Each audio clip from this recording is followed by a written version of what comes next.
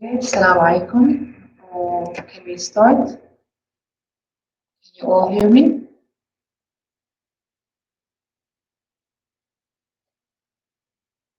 Okay, everybody can see the slides. They're on.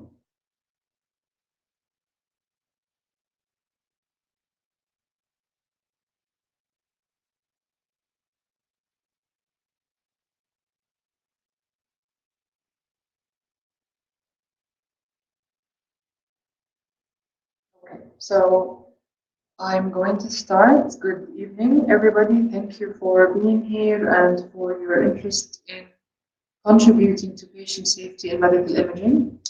My name is Sarah Al-Baheti. I'm a biomedical engineer and a medical physicist. I work at the Faculty of Medicine at King Abdulaziz University as an associate professor in the Department of Radiology. I've been working in hospitals for over 18 years in the Kingdom, and specifically in the past 7 years, I've noticed that patient safety in medical imaging is compromised, and since then, changing this situation has become my intention. I worked with policymakers to establish radiation protection standards and requirements in Saudi Arabia and the Gulf. I have initiated and launched an initiative called Arab Safe, inspired and supported by international calls for action, which we will discuss later in my talk. I'm currently the Deputy Secretary General of this movement. Okay, let me try to improve the volume. Can you hear me better now?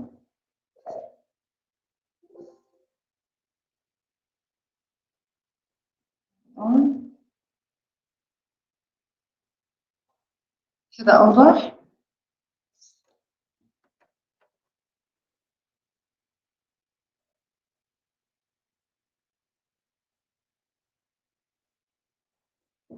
Sorry, I will get closer to my screen. Unfortunately, it's all in one screen where my mic is inside. كده واضح? Okay.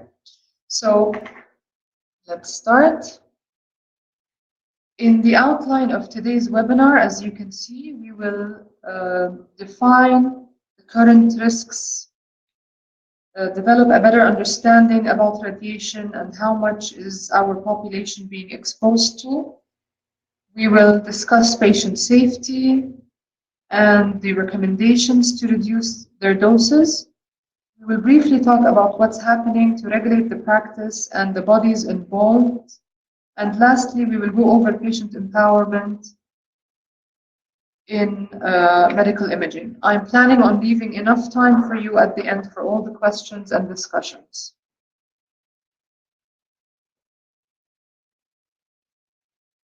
Okay.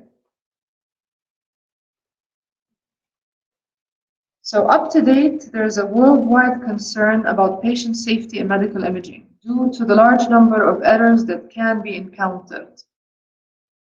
And there are several international calls for action to improve safety in medical imaging.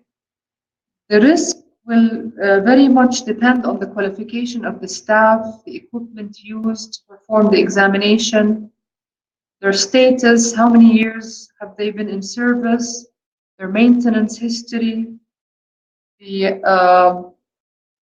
output quality.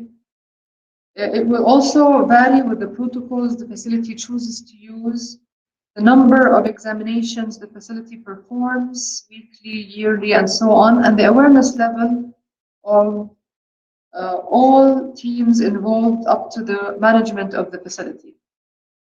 So nuclear medicine and radiotherapy were fortunate areas of medicine where they have been regulated for decades in Saudi Arabia, with licensing requirements and regulations, but diagnostic medical imaging is still not fully monitored, regulated, nor licensed. So there is a great need for improvement. Only recently, bodies like the Saudi Food and Drug Authority have been working on licensing facilities, establishing policies to ensure patient safety, and they conduct unannounced visit to facilities to report the violation. Also, the Central Board for Accreditation of Healthcare Institutions, SEBAHI, if you're familiar with it, they also have modified their criteria for safety to include medical imaging areas, and there's a segment on radiation protection in their standards. In 2018, another body was established to help regulate the practice called the Nuclear and Radiological Regulatory Authority. So all these are promising steps in shaping a safer, better diagnostic imaging practice, but their impact is yet to be measured. So this means that facilities today are getting away with so many violations because these esteemed bodies or this practice is still newly regulated.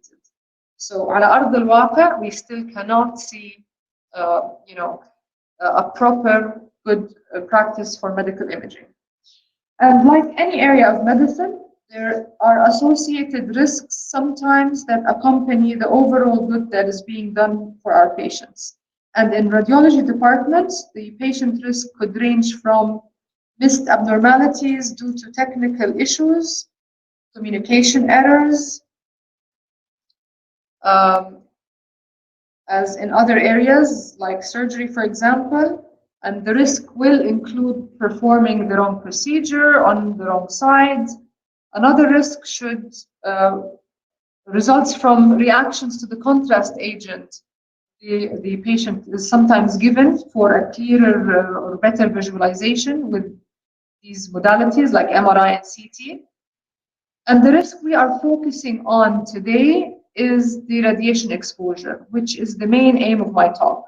So the risk from exposure to radiation could be very small in some cases and unseen, but with higher exposure levels could range from skin reactions, cataract problems, hair loss, stochastic effects. Those are the effects that can show up years after exposure, is our concern. As the dose to the patient increases, the probability that cancer or genetic effects will occur also increases. I would like to add that there is an overall institution level risk that puts any hospital at a position where the practice isn't standardized, not benchmarkable nor auditable. That's when they lack a documented quality assurance program and they haven't established for themselves what we call diagnostic reference levels, which I will emphasize on this talk later. To give you a feel of the problem, we need to ask this question. How much are patients exposed to from medical imaging? And the answer is, unfortunately, unknown. And in medicine, the answer has to be specific with a margin, plus or minus, and cannot be haphazardly estimated.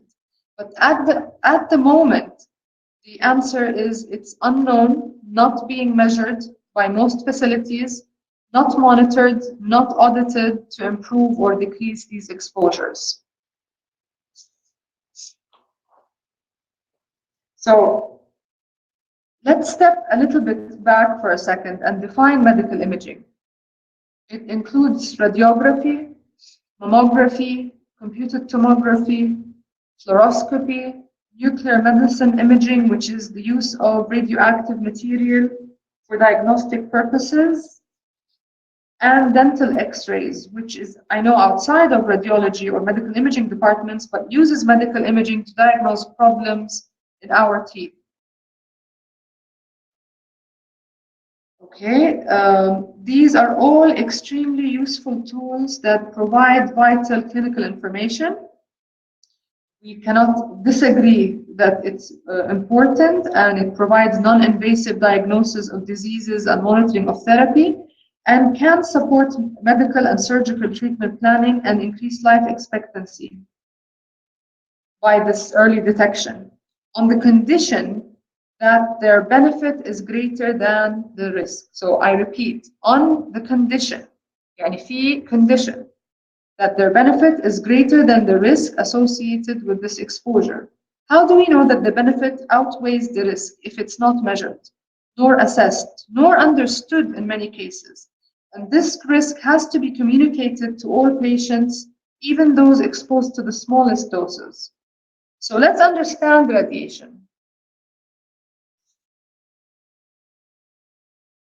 Okay, radiation is made of electromagnetic waves or particles and varies in frequency and energy. As you can see in this electromagnetic spectrum, the full range is arranged here from least energy to highest energy, from left to right.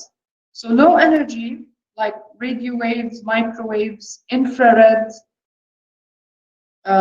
visible light, to higher frequencies like ultraviolets, X-rays, and gamma rays. And these energies are occurring naturally or can be man-made, as in machines we invented for medical imaging. The problem with radiation is that we cannot pick it up with our senses. And what we cannot see, we do not know how to deal with and work to avoid its harms. So everything around us, including our bodies, are made of atoms. And interacting with these energies can affect them.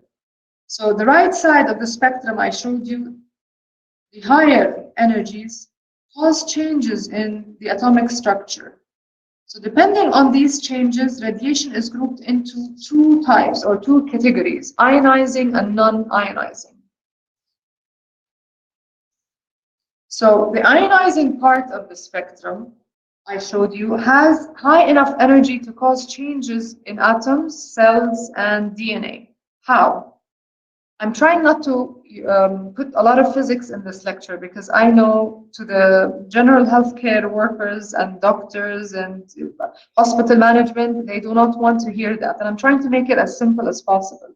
But I have to tell you that everything is made of atoms and they're supposed to be stable, in a stable state. I don't want to get again into details, but every atom has a nucleus and certain number of electrons in the orbit rotating around it, in energy levels, as we call them.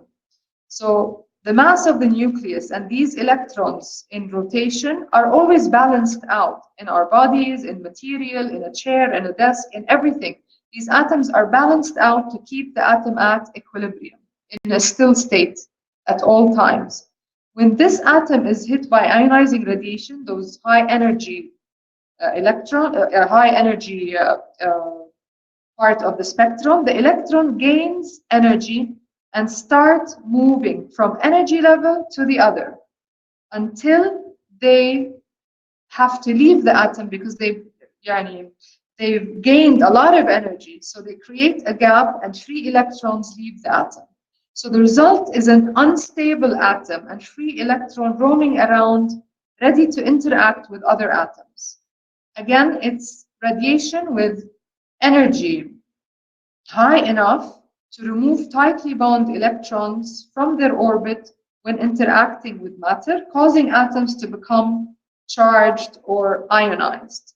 So this type of radiation is given off by radioactive material, X-ray tubes, which are the basic components in medical imaging equipment, by the way, particle accelerators, nuclear reactions or reactors, and is present in our environment.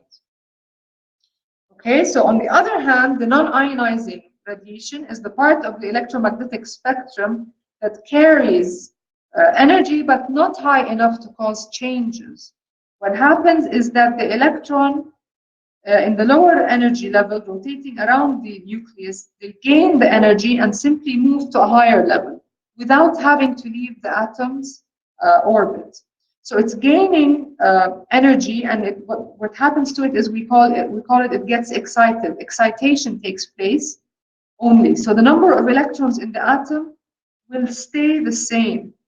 The result of the excitation is heat, and this is what we experience when we heat our food in the microwave, for example, or when we use ultrasonic equipment. The result is always heat, but not ionization. So in summary, ionizing radiation is a form of radiation that has enough energy to potentially cause damage to DNA, and may elevate a person's lifetime risk of developing cancer. And this is defined by the Food and Drug Authority. The risk of developing cancer will depend on several factors like age. The younger the patient, the more sensitive to radiation, gender, and unfortunately, women are more sensitive than men. It will depend on the area of exposure due to the variation in radiosensitivity in our cells and tissue.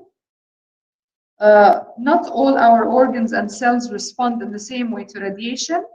It will also depend on the type of radiation and the amount of radiation exposed. So, ionizing radiation is the focus of the rest of my talk. And if I mention the word radiation from now on, I'm only referring to ionizing radiation. And because we're exposing patients to it daily in healthcare facilities to identify disease and injuries.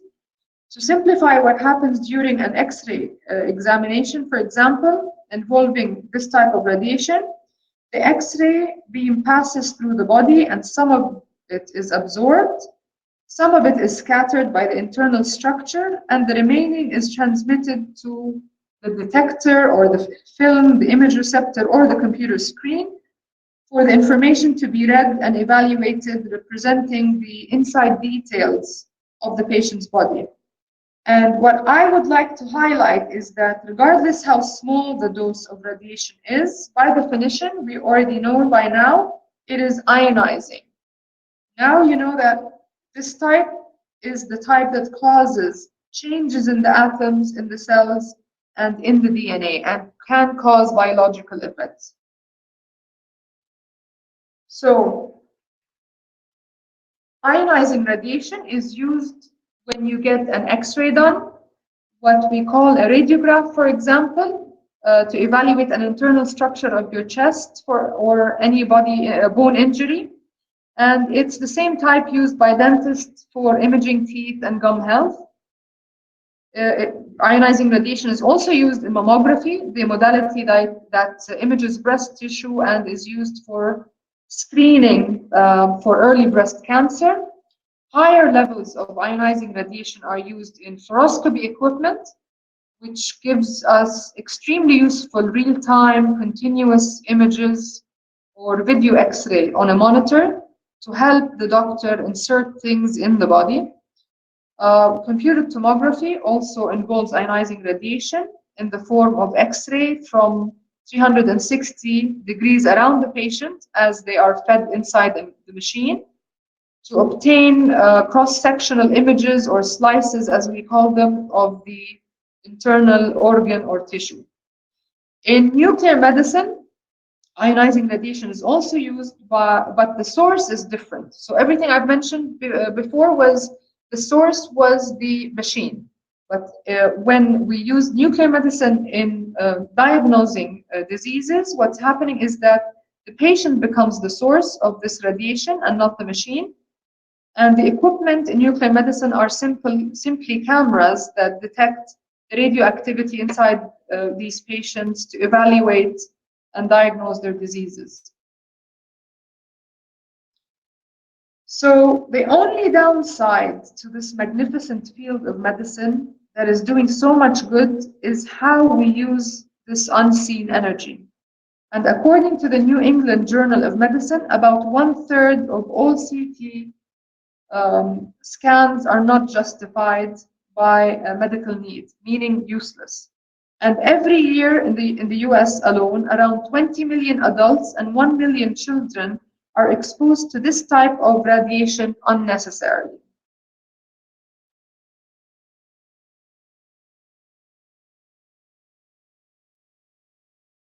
Okay, so also the International Atomic Energy Association, IAEA, one of the main key players in regulating the use of radiation in medicine and accounting to some of their studies. According to some of their studies, they accounted that 50% of examinations performed were not found to be not necessary, Others also found that from 20 to 50 of CT imaging performed provide no useful information.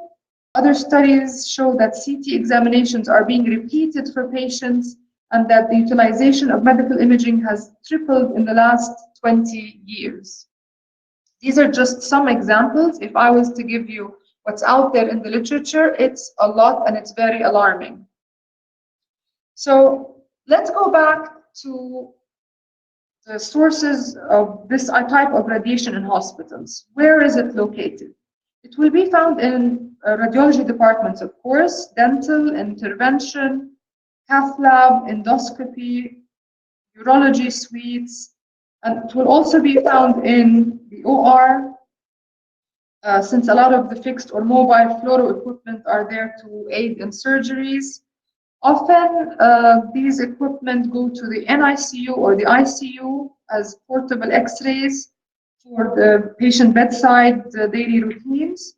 Also, laboratories have sources of radiation and blood banks. They use X-rays as well to irradiate blood samples.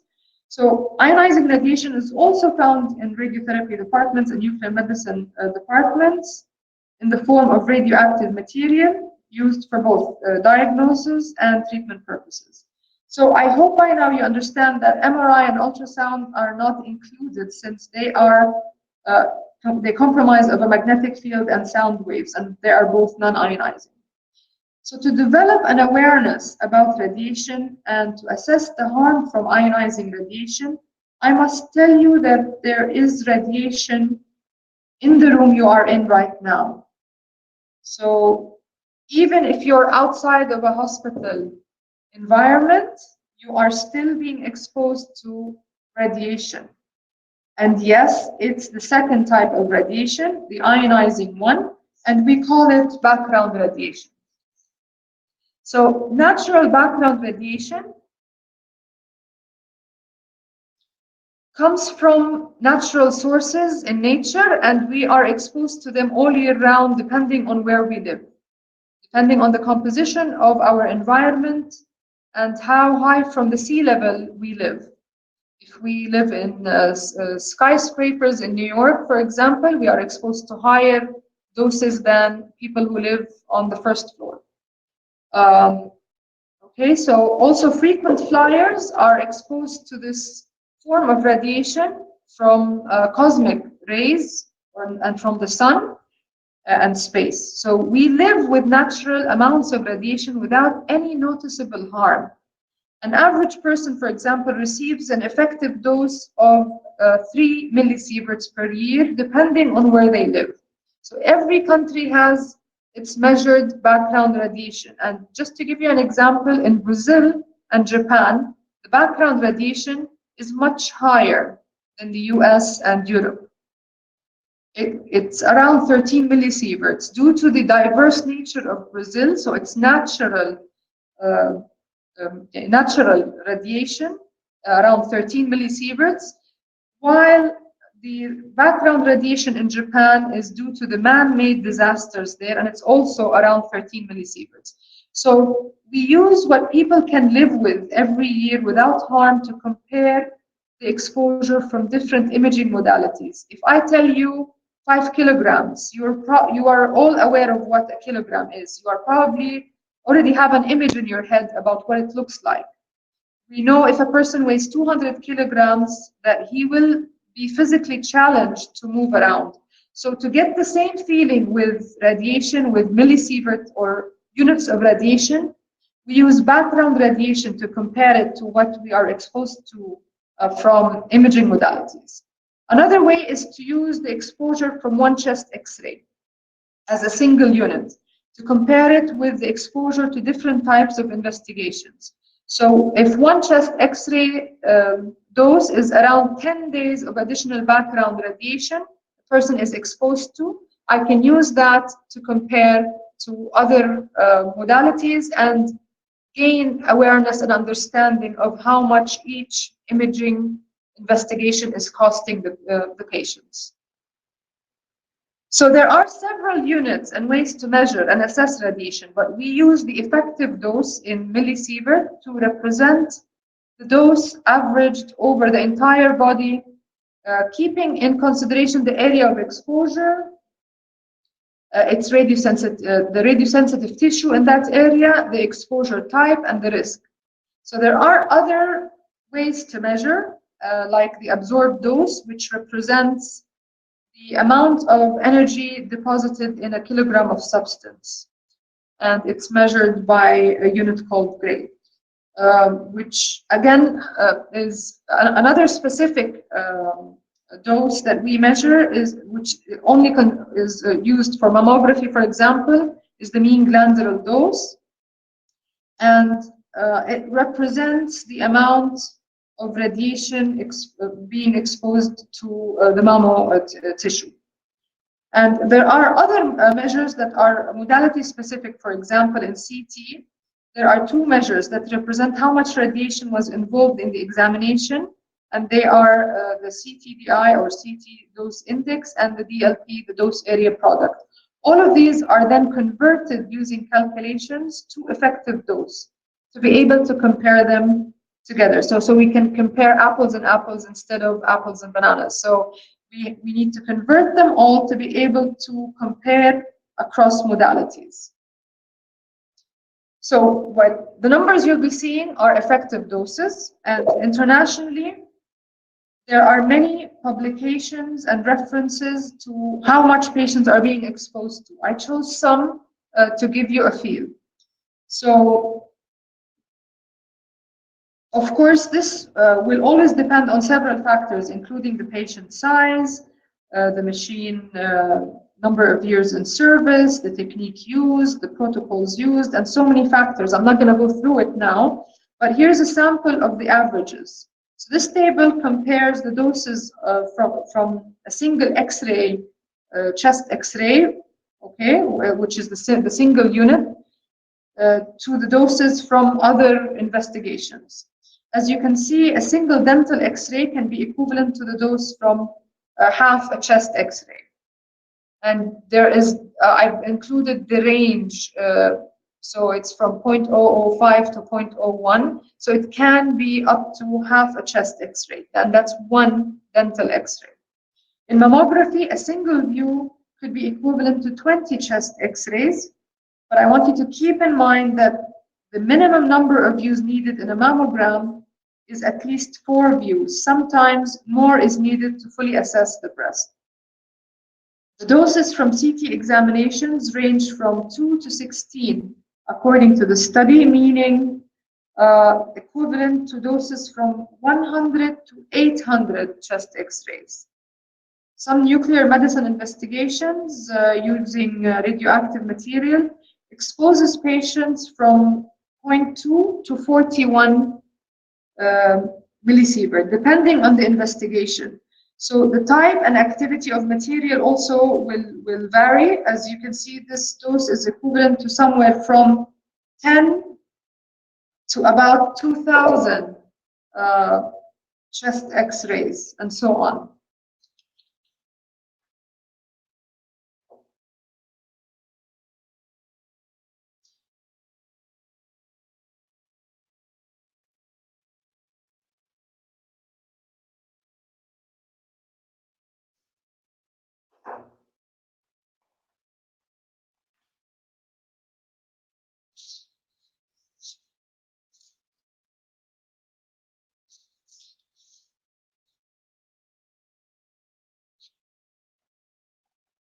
Okay, so the second table, we've added another column, and this column is the comparison to the background radiation. As I explained, so naturally we are exposed to this background radiation. We used it to compare what we would be exposed to from some imaging procedures. So a CT abdomen has an effective dose of 10 millisievert, which is equivalent to 500 chest X-rays. And that is almost being exposed to additional 3 years of background radiation. I want to compare the CT head, which is around 2 millisieverts, which is equivalent to 100 chest X-rays, equivalent to 9 months of, and all this is additional background radiation. If you can notice more specific procedures, like things that take place with cardiac patients, coronary angioplasty can expose the patient to 3 additional years up to 23 additional years. So the doses from these specific examinations are extremely high, somewhere from 375 to 2,800 chest X-rays. And keep in mind that most of us, even if we get sick, how many chest X-rays will we ever need in our lifetime? I doubt it very much that any of us will need 500 chest X-rays in one lifetime. Okay, so also a barium enema, for example, and this type of investigation uses fluoroscopy machine. So remember, fluoro is the video of X-ray. So if it involves 10 images and 137 seconds of fluoro time or beam on time, this will expose the patient to an effective dose of 7 millisieverts, equivalent to 350 chest X-rays and around a little bit less than 3 years of background radiation, additional 3 years of background radiation. I'll go down to the table to calcium scoring, which will cost the patient somewhere around 75 to 135 chest X-rays, from 7 to 14 months of additional exposure to background radiation. Okay, so this is another study, and what I want you to notice in this study is the reported effective dose variation. You see that the range, there's a big variation in this study, and this actually represents what's happening in real life. There's a variation dependent on the user. There's a variation depending on the machine. And this study has shown that an abdominal CT, which is supposed to be in the range from 8 to 10 millisieverts in most common situations, that exposure of patients can go up to 25 millisieverts. So this wide variation is alarming, but it represents that, or it shows that this practice, there's a very big challenge in it, and that standardization of practice is a must. So in addition to that, the radiation concerns worldwide because there are reports on excessive doses and predicted increase in cancer incidence. Okay, so that's internationally. How about in Saudi Arabia? In most cases, our doses are unknown. Very few papers have been published showing some dose from medical imaging examinations, but they were not continuous, meaning the doses were calculated only for the publication purpose. And they did not continue. This is not a common practice. It's not a continuous practice. Yes, some people conduct quality control tests and identify the machine output doses on phantom studies, like once or twice a year, but do not know the doses on every patient that walks in for mammography, CT, and X-ray, for example. They know what the machine can expose the patients to, but do not know the exposure for each patient. They do not know how the machine was used. And these are two different things. We are very concerned with the doses pediatric patients are exposed to, because they are more radiosensitive than adults, and their exposure should be monitored and limited. Also, areas like dental and mammography doses are underestimated and user-dependent. They are assumed to be small, but as you saw in the previous table, there is a wide range to each category. And we agreed that all doses should be measured and patients should be protected from even the smallest doses. Because again, by definition, this is ionizing radiation. Also, in my opinion, the technology advancement has caused higher dose exposure. The machines have become more powerful with higher output and with more capabilities. Yes, they are marketed as low dose since it's mostly digital, but all this without proper protocols and proper user monitoring can result in higher than necessary doses.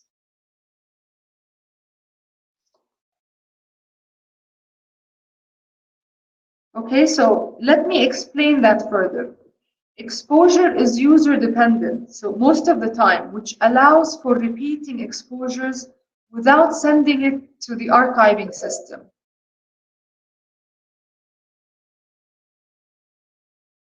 So I can conduct several exposures and only send the right one or the best one. Also, the user can expose more than the area of interest, what the doctor wants to see in an image. And after the exposure, I can crop the digital image to the area of interest. So this means that more patient tissue was exposed that is not necessary, that was not needed in the image, but the end product only shows us the area that the doctor wants to see. Also, the scattered radiation doses to the eyes, to the thyroid, is a topic in many research papers. Our patients are hardly protected with shields. In many facilities, this is what we see. Although the cost of these shields are under 1,000 riyals, and of course they can dramatically save radiosensitive organs and like reproductive organs in children specifically. Some children receive an X-ray every single day if they were in NICU for a month, for example. And their reproductive organs are not covered. They are not shielded when these kids receive a chest X-ray every single day for 30 days.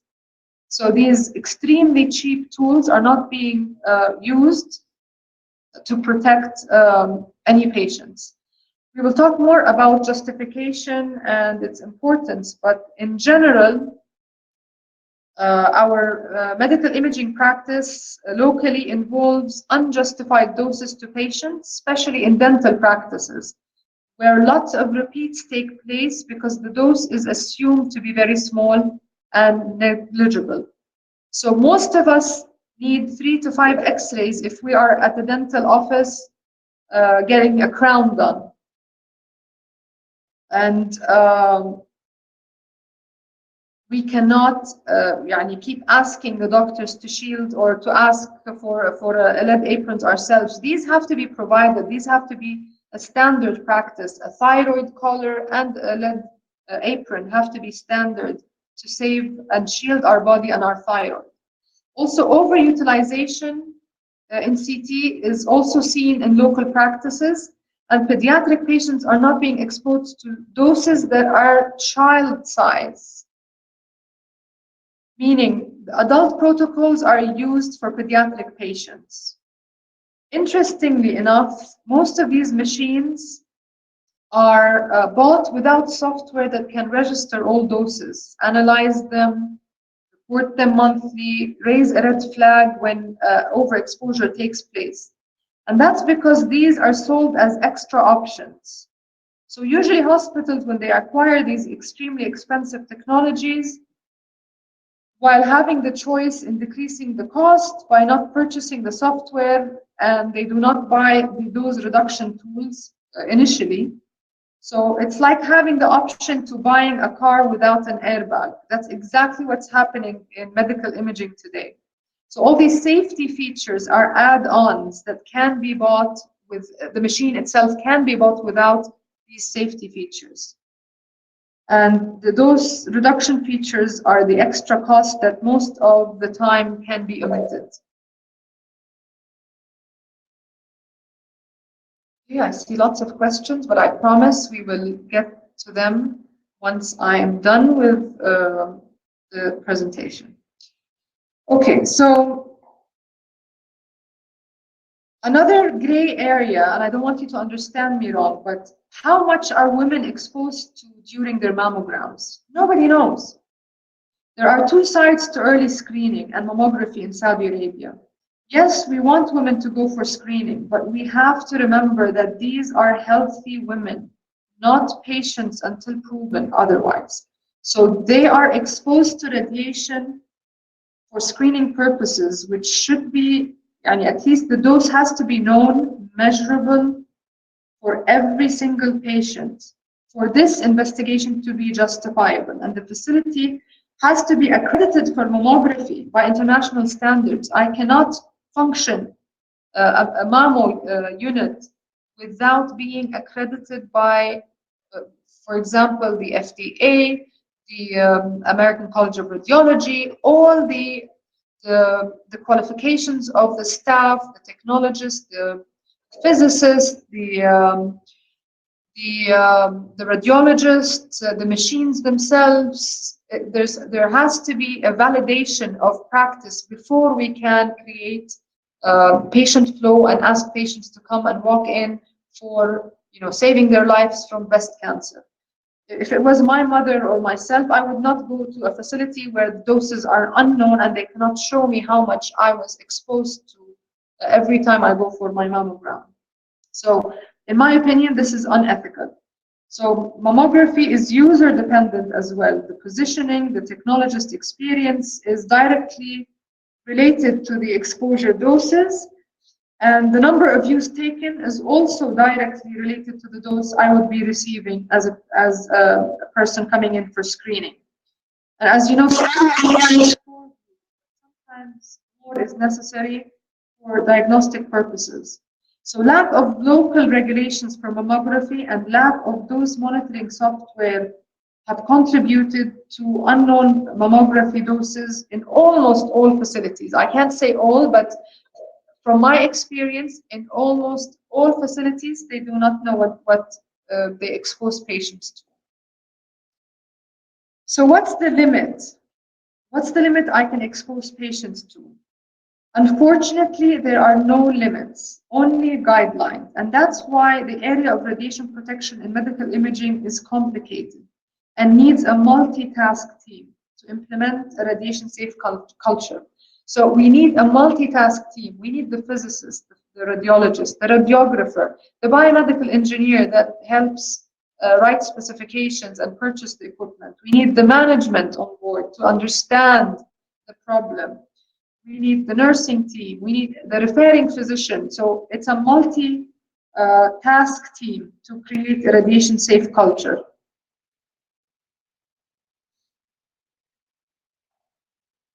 Okay, so also the dose varies depending on the medical imaging facility itself, the equipment used, the qualifications of staff, and the capabilities. Again, no limit, because it's assumed that if the patient needs more investigation and more radiation exposure as part of trying to diagnose or treat, that is going to increase his or her life expectancy, so we have to do so. Other types of exposures, like occupational and public exposures, do have limits that we abide to as radiation workers. But for patients, there are no limits.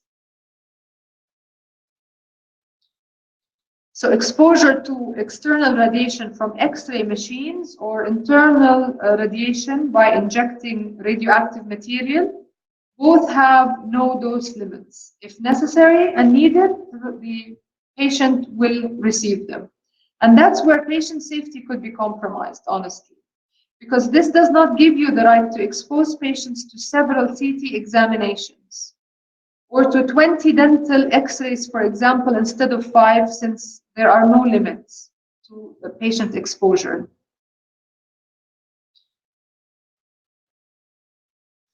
Okay, there are 2 conditions for allowing us to expose patients to radiation. 2 principles that must be taken into account, otherwise the exposure is unethical. Justification and optimization. Justification starts with the referring physician, the person that prescribes the medical imaging investigation.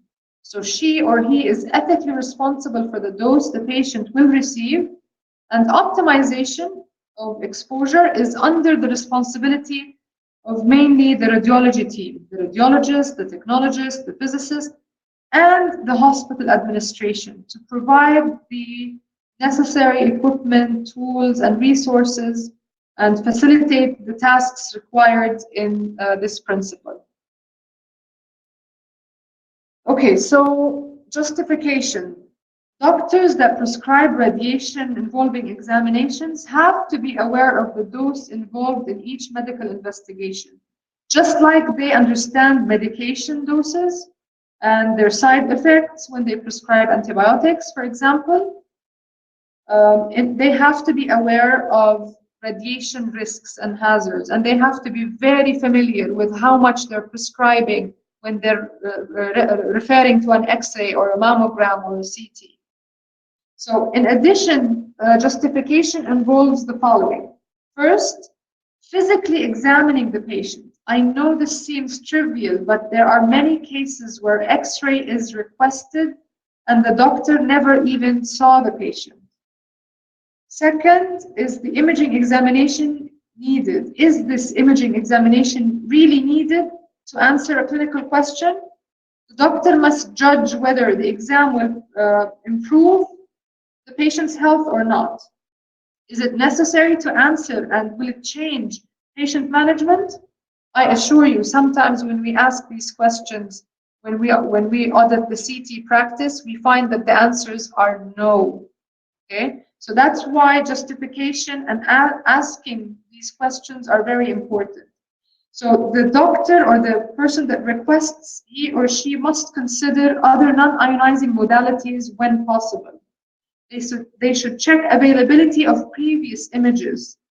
According to the International Commission on Radiation Protection, justification to make sure the imaging required will do as much good as possible with as little harm as possible to the patient. This puts the ethical responsibility on the referring physician. Therefore, the use of clinical support system and referral guidelines, which are evidence-based referral guidelines like iRefer or iGuide, if you are familiar with it. If not, it's okay, we will talk about them shortly, but these are very essential tools. And optimization represents the technical side of medical imaging, keeping in mind the ALARA principle, which is as low as reasonably achievable. Producing an image of diagnostic quality with the least possible dose. The imaging team, the radiologist, the medical physicist, the radiographer, are obligated to continuously improve patient safety culture. And this can be done by implementing a quality assurance program. So the bigger umbrella is the quality assurance program that will include quality control tests of all imaging equipment, the review of all imaging protocols for both adults and pediatric patients to meet international standards, and to establish diagnostic reference levels for every machine, and to try to decrease the patient dose. So DRLs or diagnostic reference levels should be established in every facility for at least the most common 5 imaging investigations. For example, CT brain, CT chest, CT abdomen, CT pelvis, and so on, depending on what the facility sees more or services more. And this should be done for all age population. So DRLs are the best guideline to ensure all doses are accounted for, and dose reduction can be achieved only when these are established. So in addition to the quality assurance program, it should include staff training in radiation protection, up-to-date calibration of the quality tools that are being used, because it will be useful if you are using quality control tools that are not calibrated regularly, and radiation monitoring equipment. The use of diagnostic reference levels is a new requirement, by the way, by the Saudi Food and Drug Authority. They have national DRLs established and will be published soon. When that happens, in the coming years, all medical imaging facilities will have to benchmark their practice to these numbers. So this is part of the SFDA's program to ensure that all facilities are measuring and assessing patient exposure. I'm personally part of that team, and that National Radiation Safety Committee, which started 2 years ago. So I recommend that all of you start measuring and implementing today to have your data ready for benchmarking when the national DRL is out by mid-2020. Okay, so applying these two principles will ensure patient safety is priority in medical imaging. I would like to highlight that currently over-investigation is common, and not only in our country, it's worldwide, and is a result of the following. Why are we over-investigating? Well, it happens when the imaging examination is performed only because a patient wishes it to happen. They want to feel more assured. Some connect quality of care with the number of procedures they undergo and ask their practitioner for investigations. They would be very upset if they come to a doctor's office and leave the office without blood tests and x-rays. So sometimes they will be asking for more investigations, thinking that this is their benefit.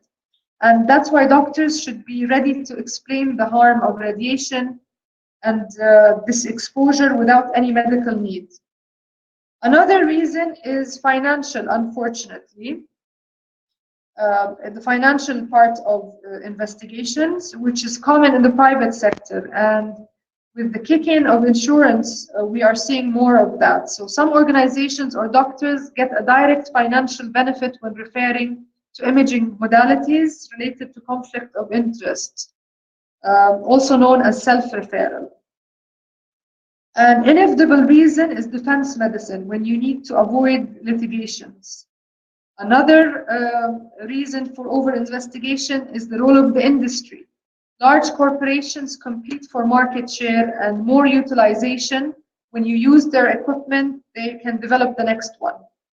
Another common reason is convenience, meaning patient might have done this investigation before, but the imaging film or CDs are not available. So to save personal time, or instead of checking patient's record, the convenience takes place and we over-investigate, we repeat. Lastly, mistrust. Mistrust of other facilities. If you are in the private versus government sectors, if they're using an old machine versus new technology, some doctors won't take a clinical decision if the imaging or the images were not done in a familiar facility. So how can you implement justification principle in your facility today? We can do that by using the 3 A's: awareness, appropriateness, and audit.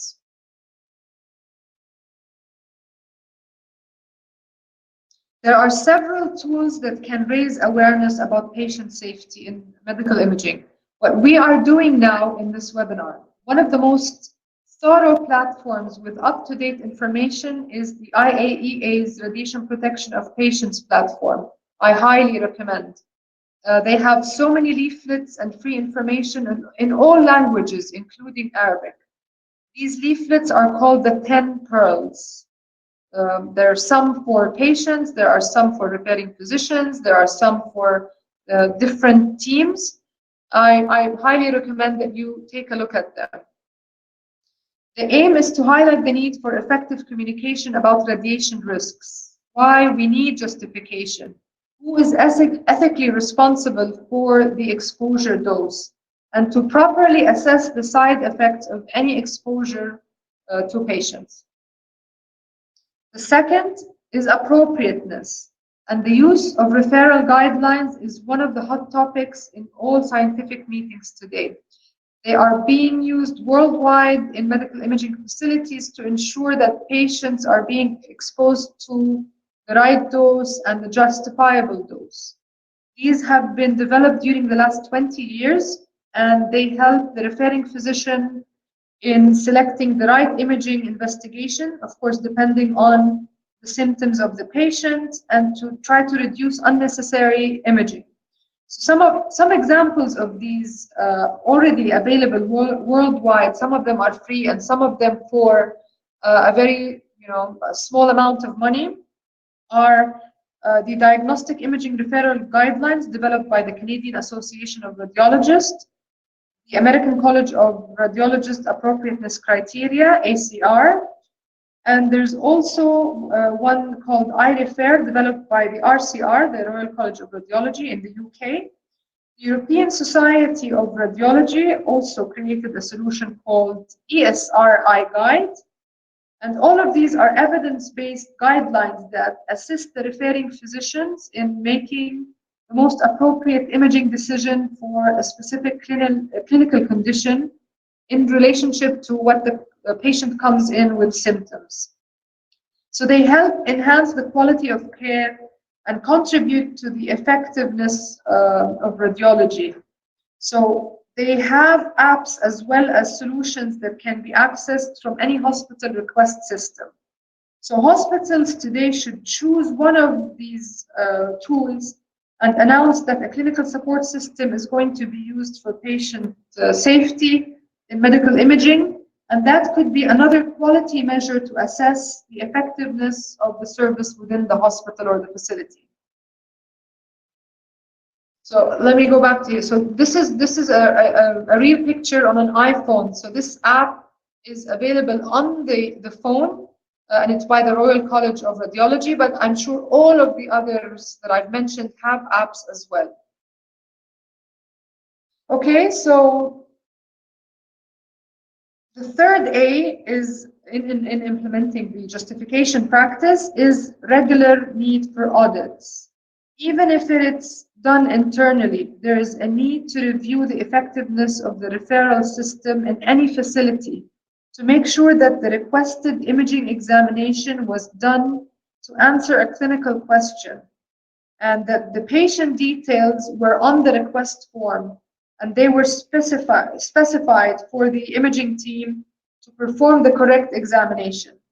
Also, if the radiation dose history for the patient was available, these audits would be a valuable tool for improving the practice and further reduce patient exposure. So why are these audits extremely important? Because they can pick up the wrong practice and correct it immediately. Unnecessary patient exposure results from medical imaging procedures that are not medically justified given the patient's signs and symptoms. So when the request does not match the symptoms, or when an alternative lower dose examination is available but not utilized. Also, when the examination is justified, but the referring physician does not write enough information in the request form. So these details will help save patient dose when the area of interest and the clinical question is described. The team performing the examination can optimize the image and avoid exposure to the larger than necessary areas of the patient. This can include not checking the patient's medical imaging history if the exam was performed previously or not, so the referring physician might be unnecessarily prescribing a repeat.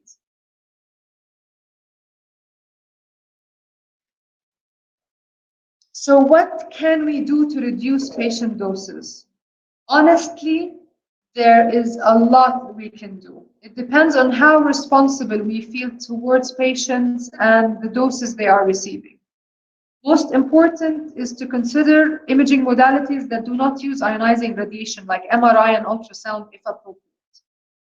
Also to know that when prescribing or requesting a CT scan, a larger dose is involved, and specifying the area of interest to limit the scanning to the anatomical area in question will definitely minimize the unnecessary irradiation to organs outside this clinical area of interest. Also, repeat CT examinations is unfortunately a common practice, and the referring physician and the radiologist must first consider other imaging modalities that are non-ionizing. Repeat should be justified based on clinical indication only. And if a follow-up CT exam is justified, needed to assess, for example, an area after surgery or after a month of medication treatment, we do not need an image that is of diagnostic quality. We are not trying to diagnose something new. The examination may be modified to reduce the dose. We are just trying to see if the area had decreased in size, is it there or not there? So all these have to be written in a follow-up CT. It should be written on the form very clearly that this is just a follow-up. We are not trying to diagnose the patient. This will greatly save patient dose. There is a worldwide problem, and also here in Saudi Arabia. After conducting a survey that included several hospitals in the region, we found that our children are being exposed to CT examinations, unfortunately using protocols that are not for their size and age. So pediatric patients are not small-sized adults. Their growth rate and organ development are quite different, and they are more radiosensitive than adults, like we said earlier. So we highly recommend that all medical imaging facilities review their protocols and have a pediatric radiologist review at least the 10 most common investigations they conduct at their facility. Another recommendation is to purchase and use the protective tools, like eye shields, breast shields, in the size appropriate to the patient population you see. Small, medium, large, all what covers your patient population. Thyroid shields, reproductive organ shields. These are all really considerably cheap when you compare to the benefit they provide. They reduce the doses dramatically and should be standard practice and not only used when patients were educated enough to understand and request them. I get this all the time. If I go somewhere for an x-ray and I request the apron, they tell me, oh yeah, because you work in this field, that's why you know. But patients should not ask for it. It should be given, because if they are not aware, does not mean that we do not give them their right and protection. On the technical aspect, of course, CT scanning parameters will influence dose and image quality. So proper education and training is necessary to reduce dose and should have constant attention. What can we do as good practice to improve patient safety and create a radiation-safe culture in your facility? You should prescribe ionizing radiation only based on clinical evaluation of the patient and for the purpose of obtaining diagnostic information for the patient if there is a clinical question you're trying to answer. Do not request prior to examining the patient. Also, determine if there have been previous x-rays, previous images or reports before prescribing something new. If your patient is receiving a second opinion or will be transferred to another hospital, please provide them with images and reports to be reviewed by the consulting physician in the other facility, instead of that facility repeating the examination again and again. Specify the clinical indication and information required when you prescribe an X-ray examination. I remember once we were auditing some requests in CT, some came completely empty, and some just had 2 words, like knee pain. So also verify that all female patients within the age of 11 and 55 are not pregnant. And do not repeat requests to obtain the best quality image. Or if the contrast, for example, was needed and it was not used, there are so many post-processing tools today that can correct and improve your visualization. You won't know this information until you work in close collaboration with a qualified imaging team that can provide you with what you need to help in your clinical decision making. Last, good practice is to identify every patient dose and include details of X-ray examinations carried out in patients' clinical records. So that's you as an individual. What is required at a management or institution level? To make sure that medical imaging departments are providing radiation protection for all patients, making sure they are implementing proper justification, proper optimization, and using those reference levels. When purchasing medical imaging equipment, they should ensure it all includes dose monitoring softwares, dose reduction measures, all the tools to check for equipment output and the quality of the protective tools. The role of the management is also in appointing qualified imaging teams, the physicist, the radiographer, the radiologist, that are all trained and follow the ALARA principle to balance dose and image quality.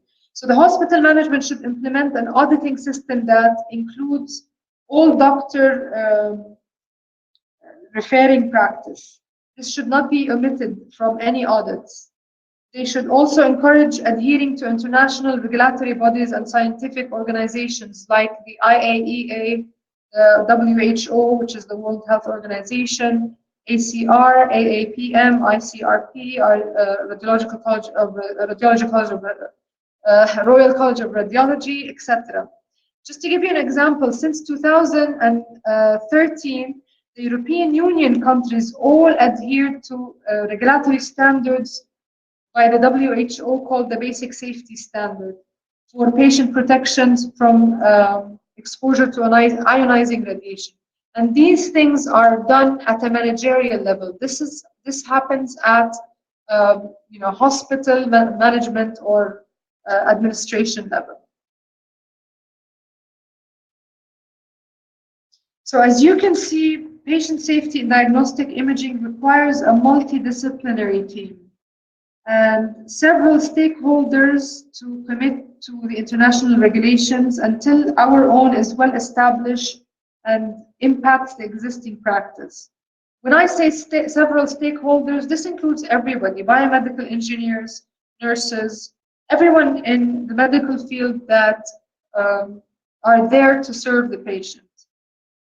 So the International Atomic Energy Association and the World Health Organization are very concerned about unnecessary exposure of patients and published a famous joint statement called the Bonn Call for Action in 2018 in Germany.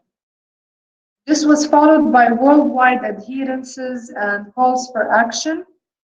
These movements in Europe, for example, created Eurosafe imaging in 2014. In African countries, it created AfroSafe. In Latin America, created LatinSafe, and so on, every year from that time up to today. In 2017, we created ArabSafe, which launched by the help of the IAEA, the WHO, Eurosafe, AfroSafe, and the International Society of Radiology. So ArabSafe aims to impact the current diagnostic imaging practice in Arab countries and supports self-regulation, increases awareness of radiation safety of patients and workers and the general public, and also to promote a radiation-safe culture.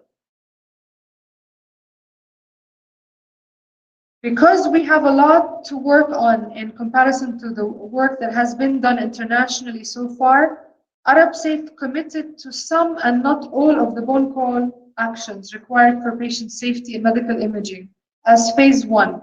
So ArabSafe's objectives include the most urgent ones, or the most urgent 6. The use of imaging referral guidelines, promoting safer pediatric imaging, and establishing diagnostic reference levels. So, as I mentioned earlier, our population exposure doses are unknown. Therefore, establishing DRLs at a facility level and a national level is one of this initiative's objectives. Another objective is involving the industry in setting the standards for safety and reducing exposure parameters. So companies that sell sell us medical imaging equipment should have a continuous relationship with each facility, and not simply their role does not end when the equipment goes into service.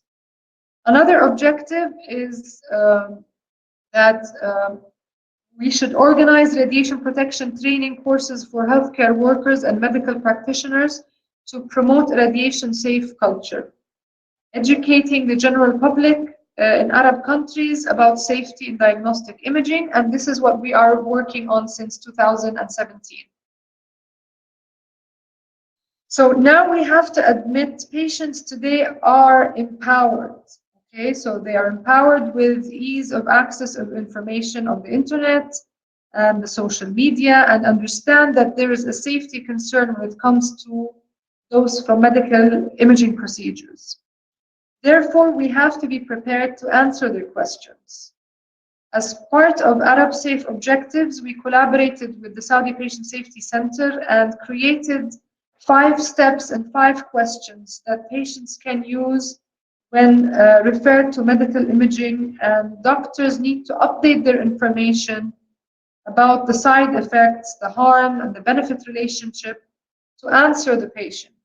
So this is an example of what the general public have seen over a year ago with this project.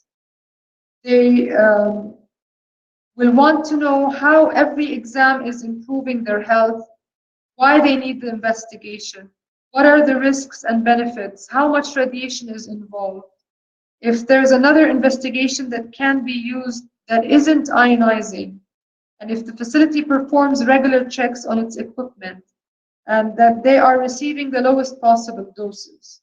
Maybe they want to go somewhere else where the dose is known, measured, and documented. Also, parents of pediatric patients will come asking if their kids are receiving a dose proper for their size and age. So, in summary, the primary goal of any healthcare service is patient safety and wellness. The challenge here in medical imaging is bigger because it uses ionizing radiation. What we cannot perceive directly with our senses, we tend to ignore, and there's a lot of work still needed to standardize the practice. So the fact that there are no patient exposure limit means that we must protect them from all doses, even the small ones. We have a multi-role here to not only educate healthcare teams, but also protect the patients from this overutilized and under-monitored area of medicine. This requires a collaboration between medical imaging stakeholders, hospital management, clinicians, to unify the effort and promote a radiation-safe culture. This is what I had for today, and I will go over your questions and open room for even more discussion.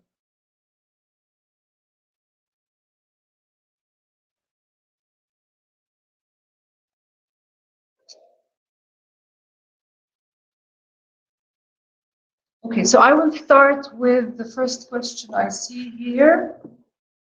I'm not sure if it's... Okay, so I'll start with the first question that came an hour ago.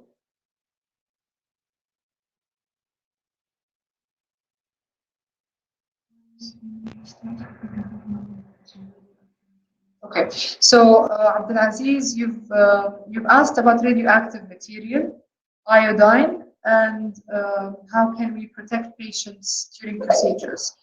Thank you for this question. Like I said, nuclear medicine has been regulated for the past 20 years, and there are licenses for nuclear medicine. So it's an area that already a lot has been done in terms of safety. I know it's not up to the standard that we aim and intend in our beloved country, but all radioactive material are registered. We get licenses for nuclear medicine to operate that has to be renewed yearly or twice or every 2 years. A radiation safety officer has to be appointed. All radioactive material are registered, so we cannot be moved without knowing where they're going and how much each facility is using or utilizing, and how much waste is involved, and so on. So it's an area, like I said, that is regulated much more than diagnostic imaging. Where did the question go? And when you were talking about iodine patients or iodine being used, this is part as part of it of treatment. And what we currently do is we recommend that you I mean, volume down so it doesn't bother. So we recommend that you establish a counseling service before you inject patients with iodine. And I'm assuming you're doing that for treatment and not for diagnostic purposes. And your question is not very clear. But if it is for treatment, then we at King Abdulaziz University have established a very thorough program for counseling. All patients are counseled and they understand that they're going to go home with some radioactivity, and we talk to their family members, their spouses, their children, and if there are any children under the age of 16 at home, we assess their living environment and try to guide them on what to do up to 6 weeks after they are discharged, because they will be carrying this radioactivity with them to the home environment. Yes, it's not as high because they do not leave the hospital until it's lower than the recommendations, but still they are carrying radioactive material in their bodies for a couple of weeks. So we do have a specific counseling program for these patients. They sign a consent form, their family members comes and signs, understanding what this treatment involves, and we continue measuring their doses up to once they reach background radiation. We don't worry about them anymore. So that's Abdulaziz. I see next question.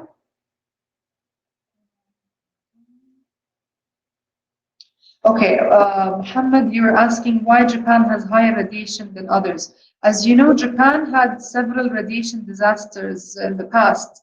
So the country's background radiation is higher than other countries because of these disasters that took place, a long time ago. The radiation is not going to disappear. The Hiroshima and Nagasaki incidents left Japan with background radiation that is 13 millisieverts or around 13 millisieverts.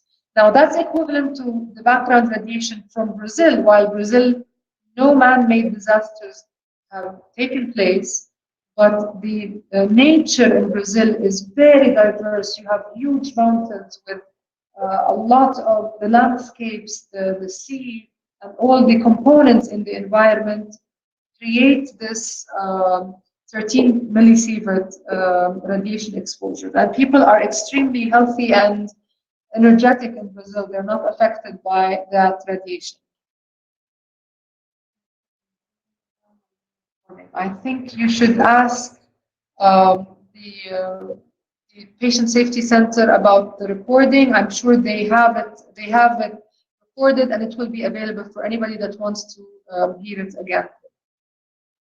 Now, Thamer, your question about why women and children are affected more. Well, maybe women because of their reproductive organs, the uterus and the ovaries, and breast tissue is very radiosensitive. Okay, so women have that. This is the difference in their body anatomy than men. Also, children. Basically, the rule of thumb is any cell or tissue that goes through a lot of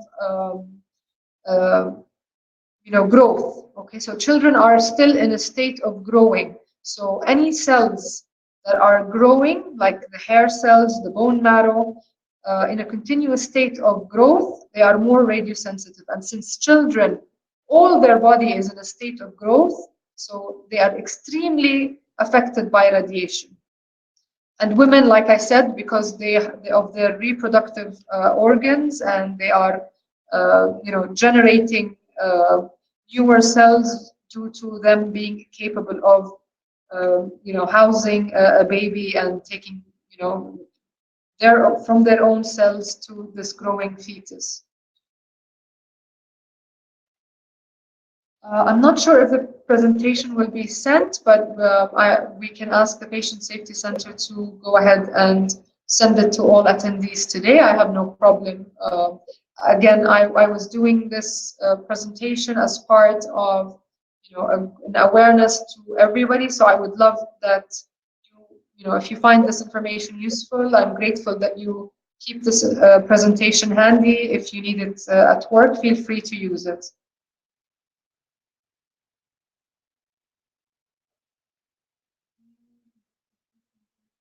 Ammar, I don't understand your question. How is responsible about control and regulated procedures of radiation? If you can, please give me more details. I don't understand your question.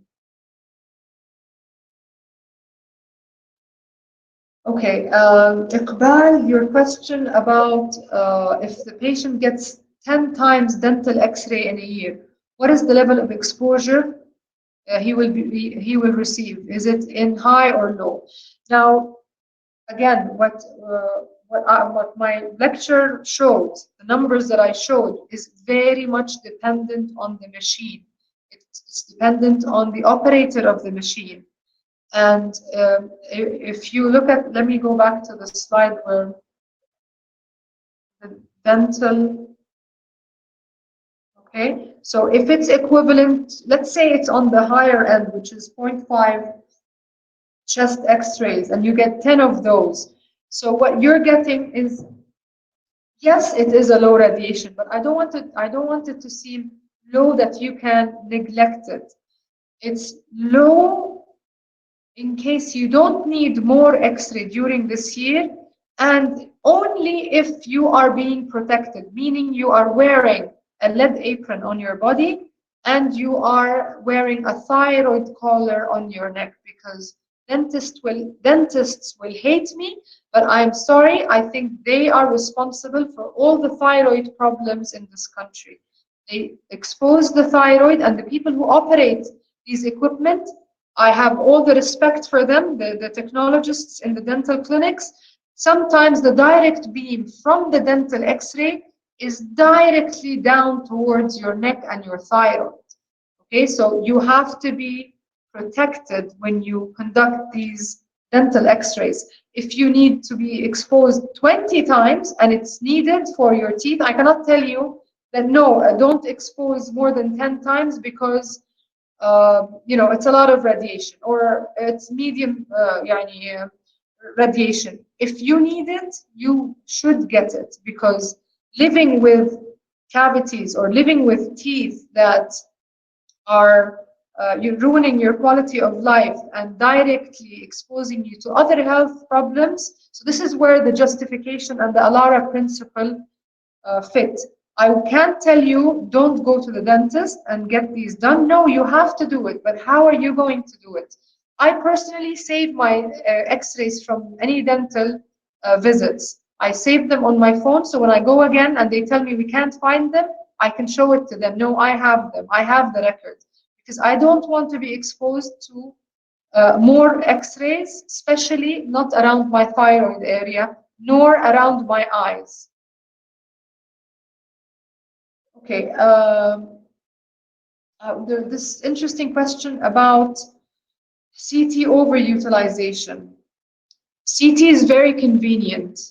Shona, I'm sorry, I don't know if I'm pronouncing your name right. CT is fast. In less than 10 minutes, the patient can be, can complete the examination, unlike MRI, for example. MRI is not utilized much because it takes longer, and it's always assumed that it's more expensive, because not because the machine is more expensive, it's just because human time on MRI is much more. Sometimes the scan takes an hour, 40 minutes. Meanwhile, that same time, I can scan 5-6 patients in CT. So therefore, the preferred imaging modality is always going to be CT, especially in emergency cases. Also, MRI has restrictions. The bore of the magnet itself, the tunnel you, as a patient, go in is much narrower and longer. Therefore, some claustrophobic patients cannot go in MRI. So what do? They send them to CT. I'm saying it's overutilized because of the lack of justification. There are so many repeats. I work in a teaching hospital. When we conduct these audits every year, we find that some patients are exposed to 30 CTs in 1 year. 30, 30, the same patient. When you go and sit with the medical team and ask them if the investigations were going to change anything in the management of the patient, the answer is no. So this exposure and the overexposure, like I explained in my lecture, is due to convenience. It's due that it's fast. It's due to the patient requesting. It's due to the practice itself. I mean, they're more comfortable reading CTs, or they're more comfortable, blaming it on CT. If I do a CT, then that's I went to the highest technology. Well, while if I go for an X-ray, which is a fraction of the dose from CT, I would probably be able to assess the sinuses, for example, or I can probably assess the chest, but I go to the highest end modality thinking that it's, I've done everything I can do for the patient and I've assessed them perfectly. Now, I'm not saying that sometimes you won't need CT. Of course, you need it. But as we discussed in my previous hour, there has to be strict referral guidelines. When a patient came in with a headache, what is the first modality of choice? All these are in the evidence-based referral tools that I've discussed. Watch must be based in every radiology like MRI. Okay. So Muhammad, your question is dose watch. It must be based in every radiologist like MRI.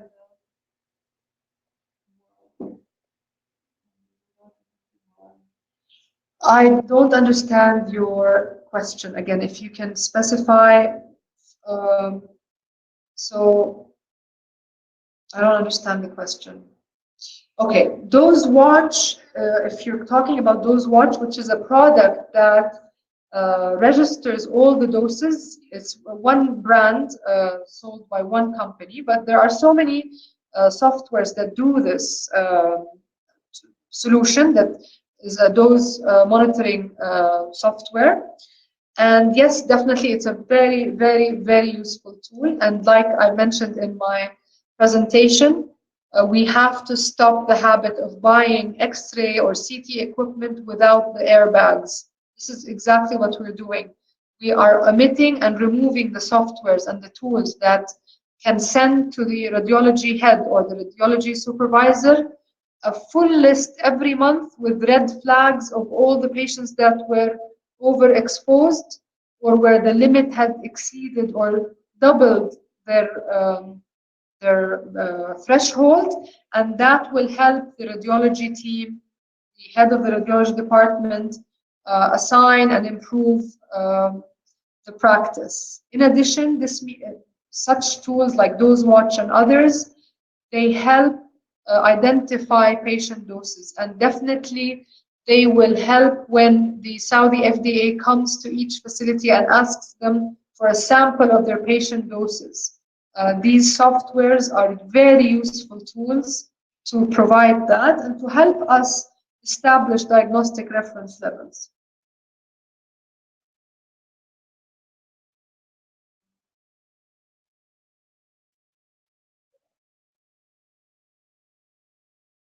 Thank you so much, Mansour, for your compliment. I will work on doing that and modifying my slides as you requested.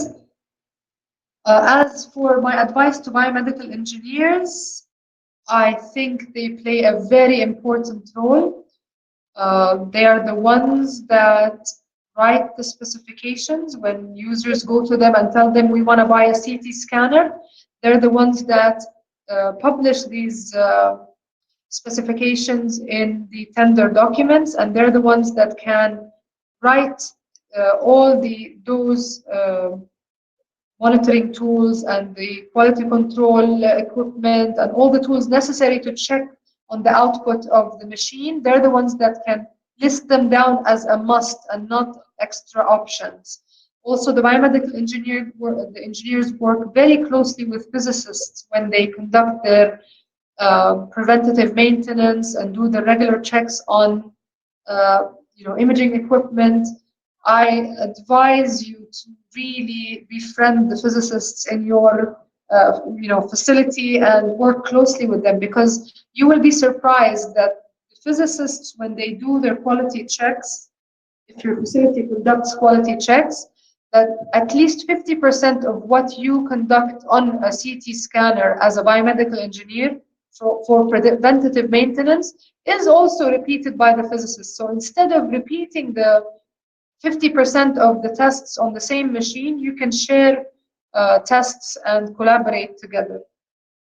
So this is my advice to the biomedical engineers listening, in addition to the wonderful work you can be doing when you equip each unit with its tools, its proper protective gowns, and of course your involvement in facility design and in shielding requirements.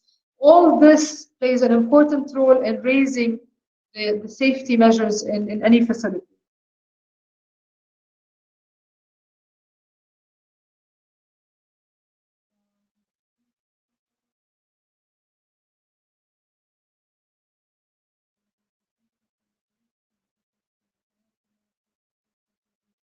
Okay, so Ahlam, a medical physicist or a medical physicist specialist has a great role in radiation safety. They're the ones that conduct the quality control tests. They're the ones that make sure that all the leaflets and signs are proper on doors that have radiation in them.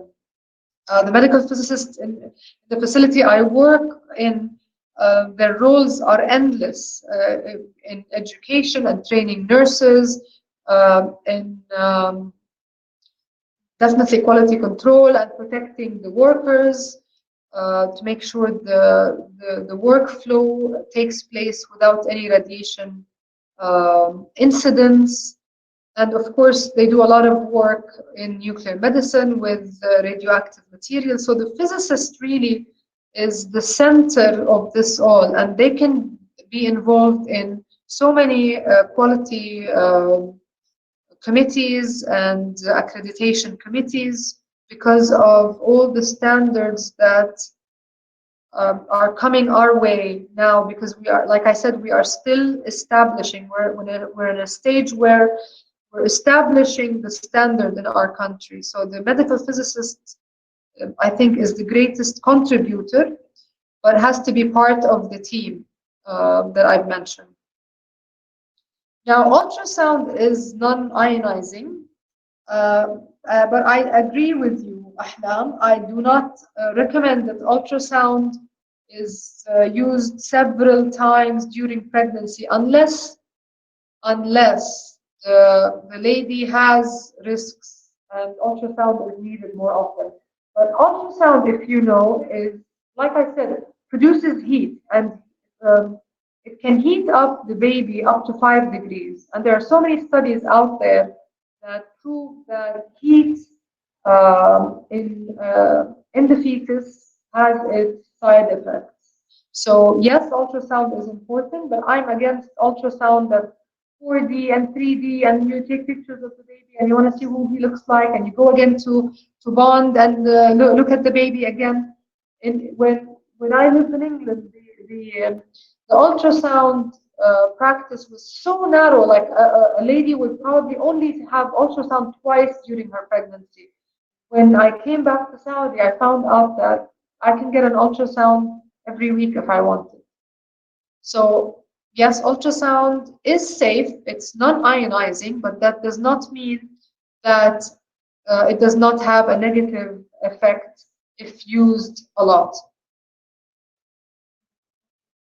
Slides, yes, of course, Dr. Ashraf. My slides are here to be shared with everybody. We can email them to you. I'm not sure. I will ask the patient safety center if they can send the slides to everybody that was on this call today.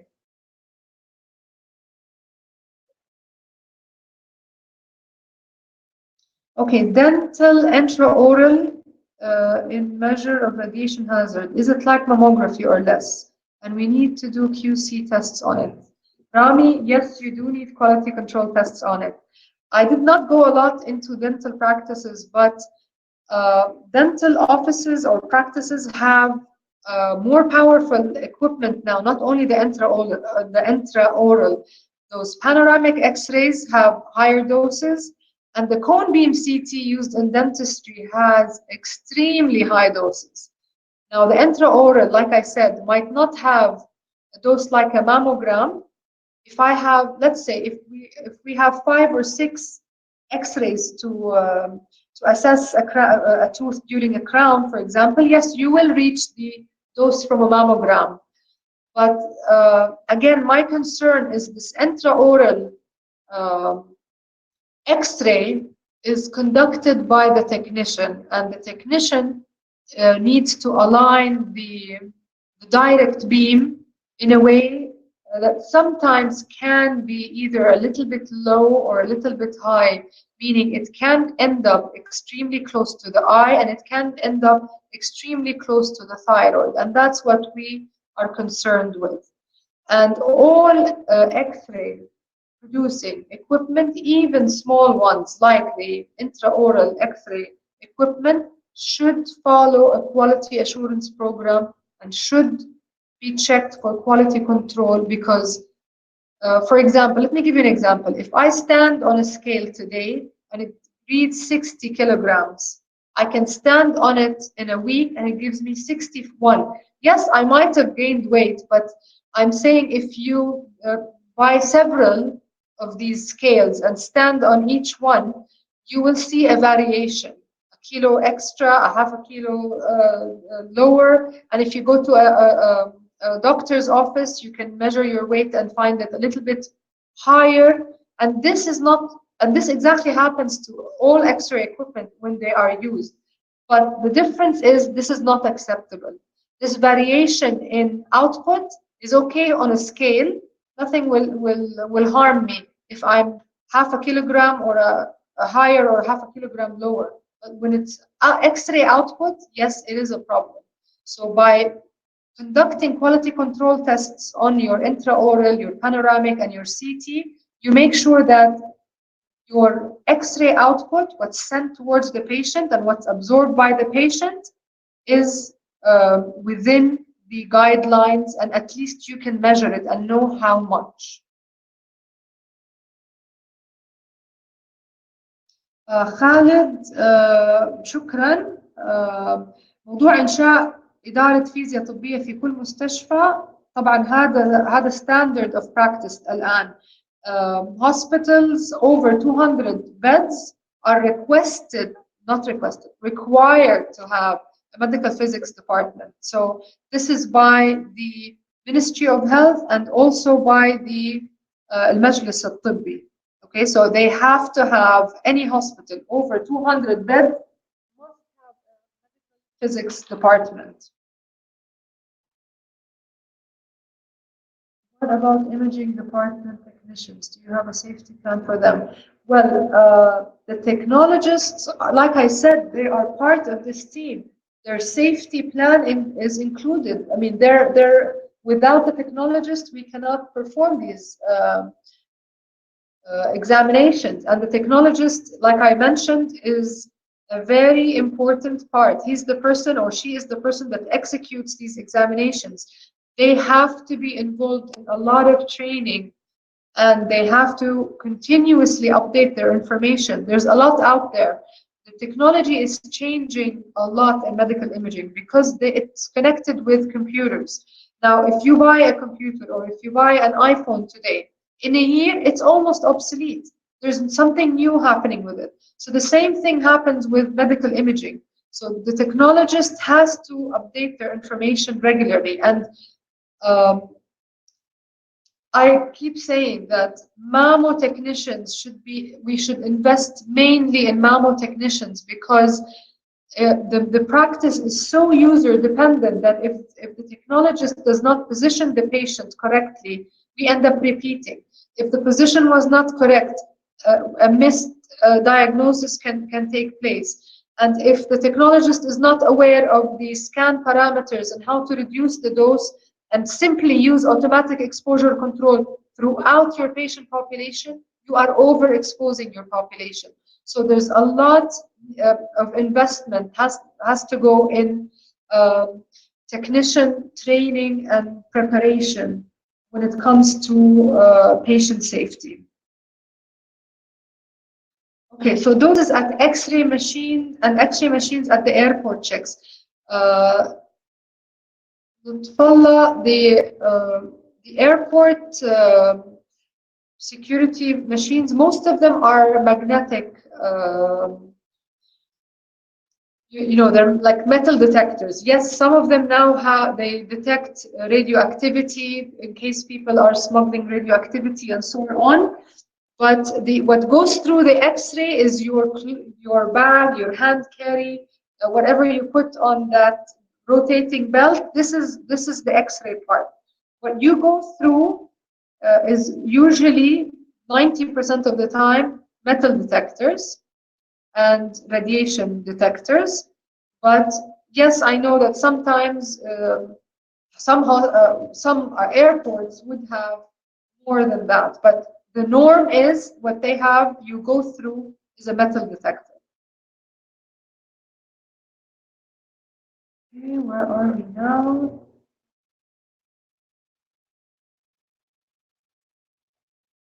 Are the practitioners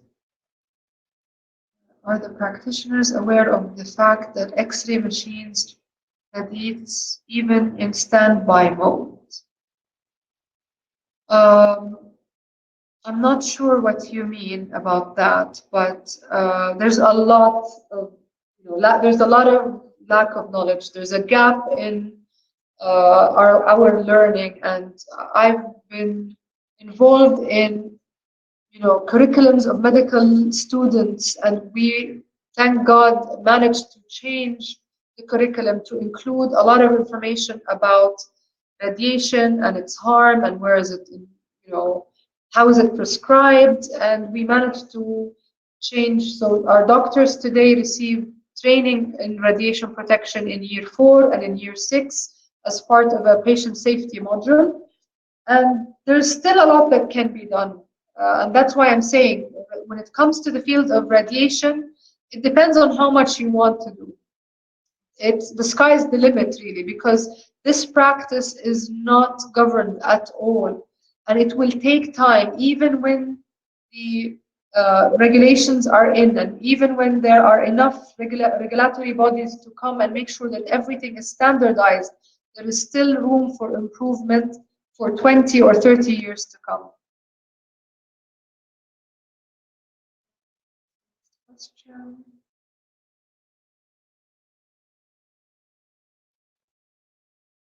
Again, the slides, we will make sure they reach whoever needs them. Okay, so Lutfallah Thani, the protocols implemented to see how we calculate annual doses received by the patient. You are saying two different things. Annual doses are for radiation workers and for the general public. The word patient makes it medical exposure, okay? So again, like I said, medical exposure, as this person being a patient, does not have an annual dose, does not have an annual limit. What they are being exposed to depends on the modality. And yes, we have to measure it to be able to correct it, know if it's high or low, to be able to know if we can decrease it further. The first step is to be able to measure it.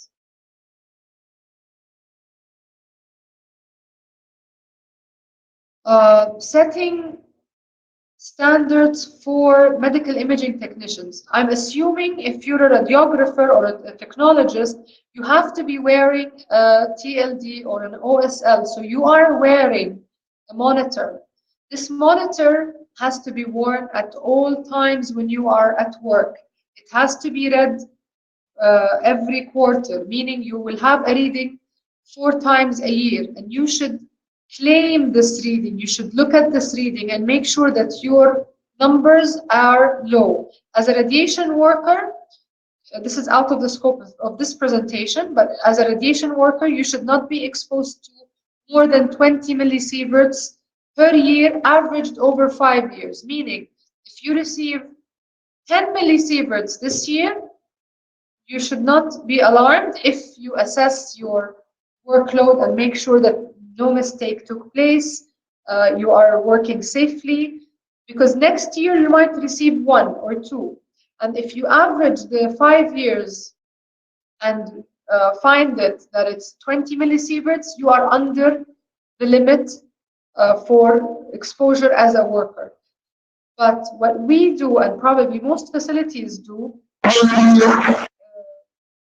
quarter reading shows 3 millisieverts, we investigate immediately. So we are not going to wait until the number reaches the 20 millisievert per year. We're going to investigate. We have every hospital can set a threshold where 2 or 3 millisieverts will be the investigation level to go and make sure that this worker was not where they're not supposed to be. Maybe they walked in while X-ray was on, while the beam was on, and they opened the door, or maybe they used it to get a scan themselves. Sometimes we find that a radiation worker would wear their OSL or TLD during a medical examination, and this is not correct, because the OSL or the TLD is measuring your dose as a radiation worker, part of your occupational dose. So what you can do for safety is make sure you wear your OSL or your meter at all times. Make sure that you are not using someone else's or someone else is using your measuring device. Make sure that it is read regularly and consult your physicist or the radiation safety officer on your numbers.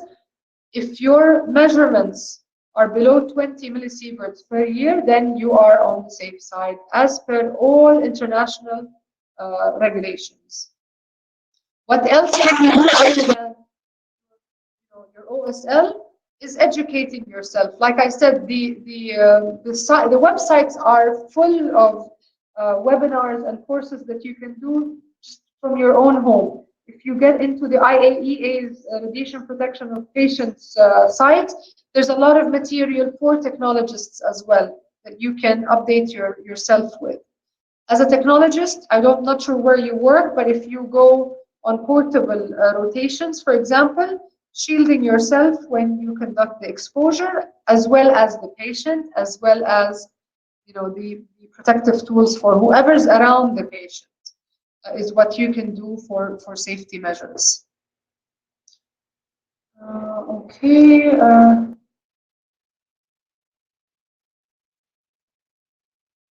Okay, Saad, I heard about a governmental healthcare program that will be created for monitoring doses provided to patients annually in healthcare facilities.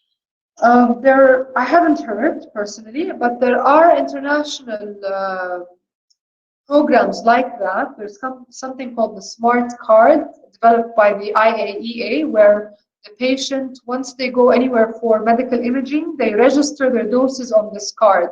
So whenever they need more imaging investigations done, they show them this card and they can see how much radiation this patient has received. And every time they receive more radiation, it's registered in this card to know how much they accumulated in their lifetime. But I did not hear about it being a program here. What I know happens now for monitoring doses of personnel, so us as radiation workers, yes, there is a national government program that is working on identifying the doses of everybody that works in radiation. So I can go in and see Sarah for the past 2 years. This has been my dose, and this has to be seen and double checked by this higher authority. I think at the moment it's King Abdullah Institute for Renewable Energy or something like that. I'm not quite sure, but this is the program where all OSL or TLD readings from all hospitals and facilities throughout the kingdom will be obligated to send their data, but this is not patient. This is only for radiation workers. They will send their data to this central office that logs and registers everybody. So if I move around from hospital to hospital, or if I leave my job at my current hospital and go somewhere else, my doses are logged, and this is part of an evaluation of how safe I am as a worker as well.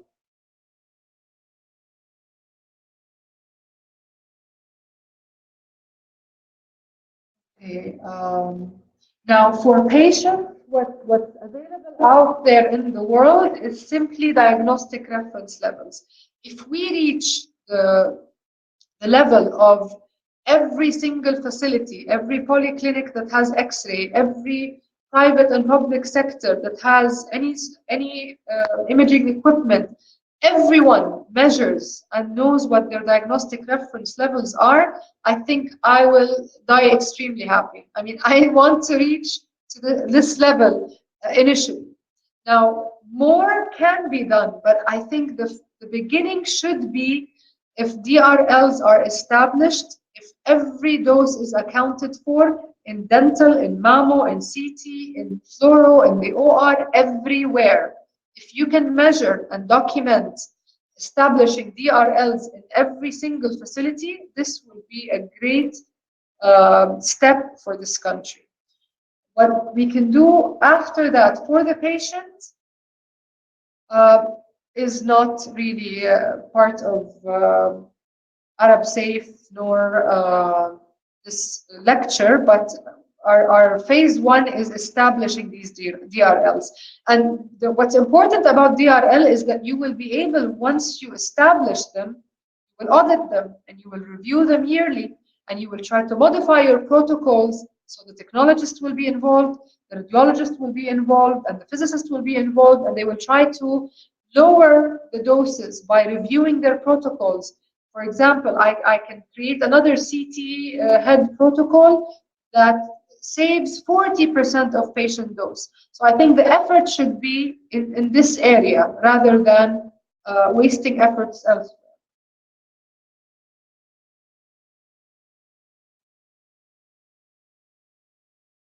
Now, I like to use the media, definitely, and I like to scare people a bit. Sometimes scaring is the only way to make them aware of the harm and to make them aware that there is a problem. Definitely, we are ready to use social media to educate patients, and we've done that already with the Patient Safety Center last year through the 5 steps and the 5 questions. I'm personally ready to give lectures everywhere, in every hospital, in every facility. And all this is part of Arab Safe. And again, Arab Safe is not only myself.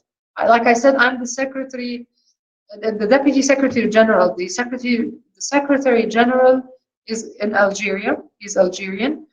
And members of Arab Safe are all over Arab countries. And there's a Saudi chapter where the Saudi FDA, the Patient Safety Center, and several institutions have worked and provided information to show that they are concerned about the overexposure that's currently happening, and they are individually trying to work either by research, either by lectures, by workshops, by participating in international conferences. It all rotates around the 6 actions that we are trying to work with as phase one of Arab Safe.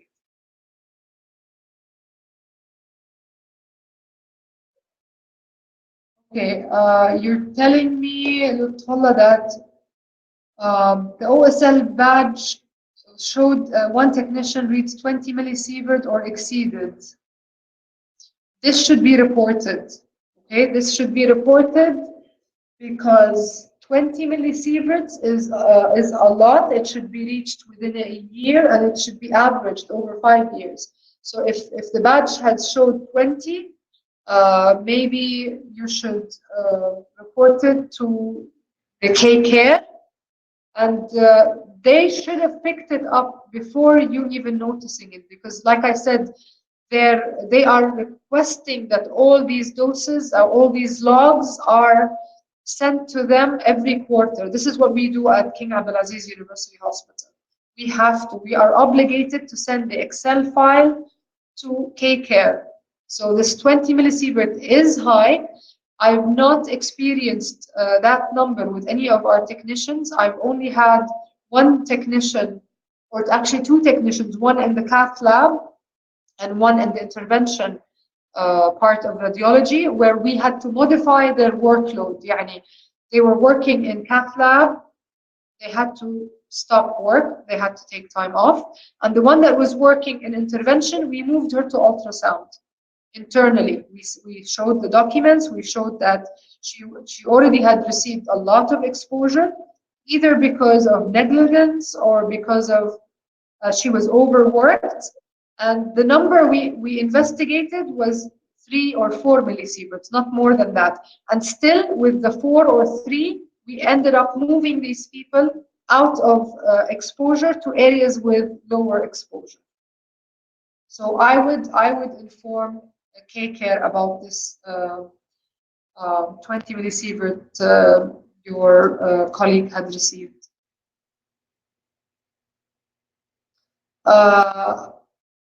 لا, موظف الاستقبال is not a radiation worker. Okay, the areas where patients come in, come for their appointments, their waiting area, all these areas are supposed to be shielded from any leakage in radiation. And radiation leakage is a measure that we conduct yearly. Okay, and this is part of the Saudi FDA's radiation safety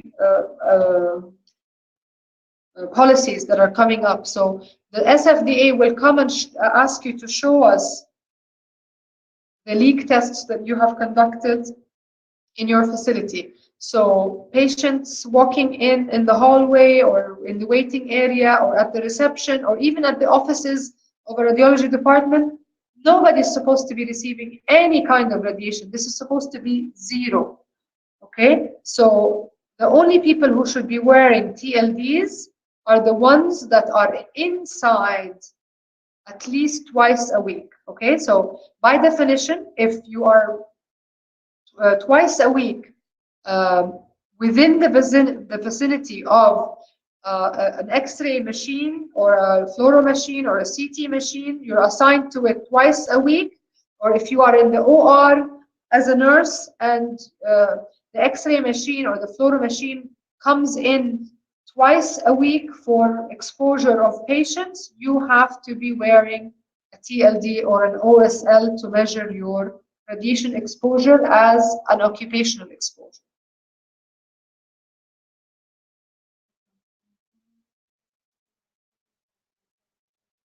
Okay, I don't work for the MOH. I work for King Abdulaziz University Hospital.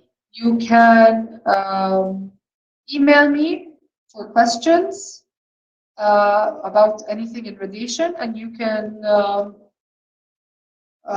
do that. I think you can take my contacts from the Saudi safety, the Saudi patient safety center. You can take my contacts. I would be glad to answer any more questions anyone has. Okay, the whole 20 chest X-ray. Really? Sha'al, I'm trying to understand your question.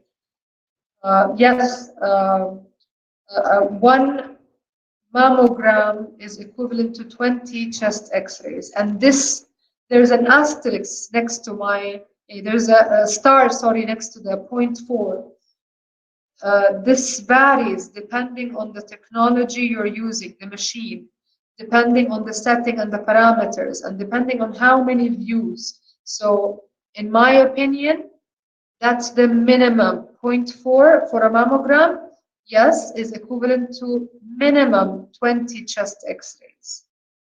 Okay, I hope that answered your question. Is there any medicine or procedure for healing from harmful radiation? Okay, so I think our bodies are very powerful. They can correct any damage, they can heal themselves. You do not need any medication. If the radiation is just like the natural radiation, if you require an X-ray once every couple of years, if you go to dental practices and wear a lead apron and wear a thyroid collar, the harm, if it's small, the body knows how to fix and repair itself. I'm not aware that there are medication for that. I'm not pro medication for things like this, but I know that there are, I mean, these electrons in our bodies, this is what we call free radicals. I know that eating healthy and increasing your fruit intake, and especially berries and things like that, they call them uh, antioxidants, meaning that they will fight free radicals in our body. But again, I'm not sure, to what extent they can. But I like to know. I like to think that the lack of fruits and vegetables in our diet will promote to يعني more diseases. And I think more fruits and vegetables in our diet. Today we hardly eat any fruits and vegetables. If we have enough nutrition coming in, I think it will be able to fight a little bit of free radicals in our bodies from these man-made sources. Okay, we are running out of time here. I will take just one more question. Okay, why like the KVP in mammogram is 28 and the chest? Oh, excellent question, but it's out of the scope of the presentation. Now, because I did not explain the concept to everybody, I'm just going to explain it to you, Masha'al. I'm sure you understand the kilo electron volts and the KVP talks about penetration of the X-ray beam. So there are two ways to describe X-rays. One is how penetrative is this radiation. So it's a quality. The quality of the beam is defined by the KVP. And the quantity of the beam is defined by the MA, how much radiation. Okay, so in mammogram, we are going through how thick is the body part. We have a breast tissue that's squeezed, extremely squeezed, compressed by a compression device. So therefore, it will hardly be more than 16 centimeters. Okay, so how much KVP do you need to go through this compressed breast tissue? I'm sure it's much less than the penetration you need to go through the abdomen, correct? So if a mammogram uses 28 kVp, this does not tell me the dose it exposed the patient. It simply says that the quality of my beam did not need to be very penetrative. يعني قوة اختراق البيم ما هي مرة عالية, because the tissue it's going through is only 16 centimeters. Where if it needs to go through my chest, that is at least 40 centimeter in depth or 30 centimeter in depth, I need higher quality beam, 140 kVp or 120 kVp علشان تخترق the chest or the abdomen. Therefore, this is simply talking about the quality of the beam. It is not telling me how much dose was involved. So the MA is telling me how much X-rays were there or how much energies were in that beam. But there are several factors that affect my dose. Together, the KVP, the MA, the time the beam was on, the number of views that were required, all bring up mammography if you compare it to a chest X-ray. The chest X-ray is the smallest measure Of course, dental is less, but I'm saying the smallest measure, our الوحدة, that we use is chest X-ray, 0.02 millisieverts every X-ray.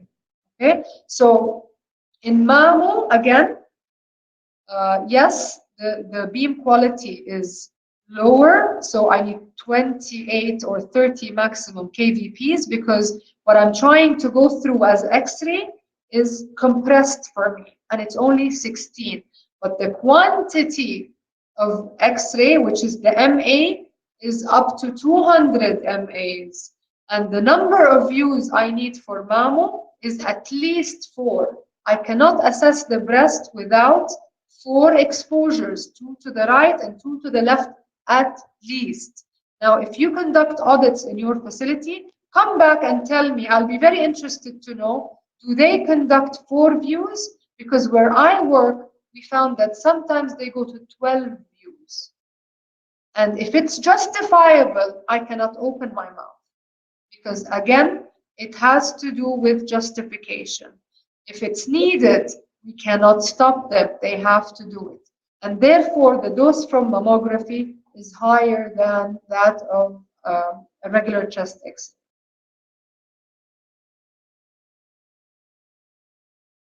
Can't you consider the importance of carrying OSL badges by the X-ray department receptionist? No, because your department should be safe. If this receptionist is in her office, she should receive 0. If this receptionist is in an area that was planned as a reception area, the dose there is 0. This receptionist should not be walking inside an X-ray room when the X-ray light is on. She should not, or he should not, be walking inside the CT suite because this is out of their scope of work. So the receptionist, like a lot of nurses in these areas, they do not need an OSL badge. Anybody that is inside the X-ray room or the X-ray facility in terms of a fluoro, where the fluoro machine is, or where the mammo machine is, or where the CT machine is, twice a week should be wearing. If they are there only once a week, they should not be wearing an OSL or a TLD badge. Okay, I really have to end this. Thank you so much for being here and making time, and I really appreciate your interest in patient safety when it comes to medical imaging.